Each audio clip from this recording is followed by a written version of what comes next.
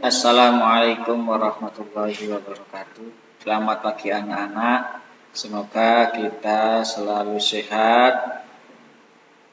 Dan pagi hari ini Pak Udin akan memberi pelajaran yang kelima, tema 1 tentang pertumbuhan dan perkembangan makhluk hidup, yang subtema 3 pelajaran yang kelima. Yang pertama, menyusun kalimat menggunakan kosakata yang tepat. Hari kemarin kita juga sudah membahas tentang bagaimana kita menyusun kalimat serta menggunakan kosakata yang tepat. Kalau kemarin contohnya adalah kupu-kupu, kalau hari ini tentang perkembangbiakan atau daur ulang kata. Seperti yang ada di gambar, ada proses pertumbuhan atau daur ulang di kata. Yang pertama adalah telur, setelah itu berudu, setelah itu berudu tumbuh kaki, menjadi kata muda dan menjadi kata dewasa. Yang pertama yaitu daur hidup kata dimulai dari telur. Telur di dalam air beberapa hari, setelah itu menjadi berudu.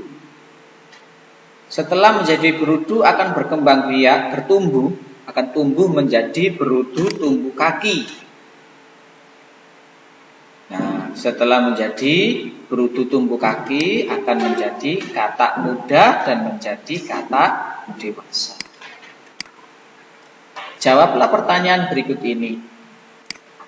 Bagaimana cara kata berkembang biak? Yang kedua, perubahan apa yang terjadi pada berudu? Dan yang ketiga, jelaskan daur hidup kata menggunakan bahasamu sendiri. Coba nanti berlatih, didampingi dengan ibu atau ayahnya di rumah. Nanti perkembangan biak kata, perubahan berudu, dengan menggunakan bahasa yang bagus, bahasa yang tertata dengan rapi, menggunakan bahasa yang baku. Setelah itu PPKN, menghargai perbedaan di sekolah. Kalau hari kemarin kita menghargai perbedaan di kelas, kalau hari ini menghargai perbedaan di sekolah. Lingkungan sekolah semakin besar. Lingkungan sekolah itu besar daripada lingkungan kelas. Nah, semakin luas lingkungan kita, maka kita akan semakin dituntut untuk bersikap baik. Tapi diingat juga, kamu dan teman-temanmu memiliki kegemaran yang berbeda-beda. Contohnya kelas 3A, rata-rata suka bermain bola. Kelas 3B suka bermain voli. Nah, ini adalah lingkungan sekolah. Jadi kita harus saling menghargai antar kelas. Tidak boleh saling memaksa. Dan juga kita harus dapat saling memberikan saran untuk mengatasi perbedaan tersebut. Contohnya seperti ini. Kelas 3A tadi suka bermain bola. Sedangkan kelas 3B suka bermain bulu tangkis. Sedangkan lapangan ini kecil, bagaimana solusinya agar tidak saling berebut lapangan? Maka kita harus saling membagi lapangan itu, mungkin dari tempatnya atau mungkin dari waktunya. Jadi seperti itu, ya. Cara memberikan saran yang baik untuk menghargai perbedaan biar tidak terjadi sebuah pertengkaran, permusuhan, atau yang lainnya. Yang pertama yaitu ucapkan dengan bahasa santun, bahasa yang baik. Tidak boleh menggunakan bahasa yang kasar. Ketika kita memberi saran atau pendapat dengan bahasa kasar, maka teman kita akan menjadi sakit hati. Malahan kita nanti akan bertengkar atau malah bermusuhan. Tidak saling tolong menolong.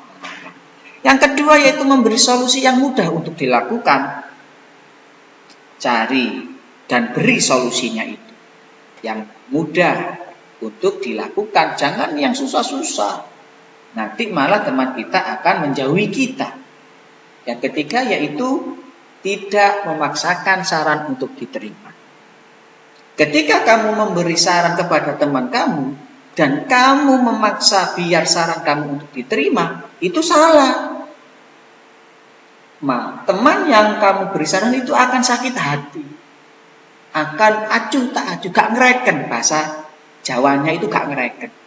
Nah, ketika kita memberi saran dengan bahasa yang santun, dengan solusi yang baik, itu adalah cara ketika kita memberi saran untuk menghargai sebuah perbedaan. Nah, contohnya seperti ini lagi. Ada sebagian anak yang tidak berani dengan hewan. Contoh 3A ini ya. Ada yang tidak berani dengan hewan. Tapi ketika kerja bakti, yang tidak suka dengan hewan ini mendapat bagian menggali tanah. Bagaimana solusinya kita sebagai teman yang baik? Solusinya adalah kamu dapat menyarankan temanmu yang tidak suka dengan hewan, atau mungkin salah satunya kata atau cacing, untuk bertugas menyiram tanaman. Nah, dan kamu itu berani hewan, atau kata tadi atau cacing kamu berani, maka kamu dapat menggantikan tugasnya untuk menggali tanah. Jadi saling bertukar tugas. Karena ini juga salah satu contoh untuk menghargai tugas, menghargai perbedaan, mencari sebuah solusi, biar tugas ini bisa diselesaikan dengan baik.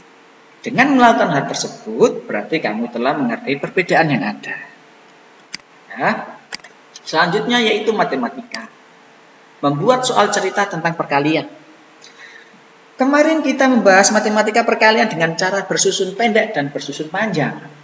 Kamu pasti sudah paham itu. Ketika kurang paham, bisa ditanyakan ke orang tua untuk apa yang menjadi susah.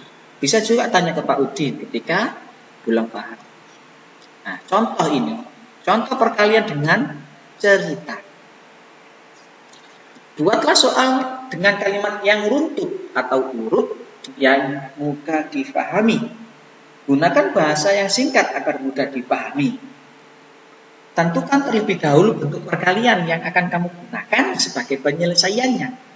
Baca kembali soalnya, pastikan apakah soal yang kamu buat bisa dikerjakan. Contoh soalnya. 7 kali 120.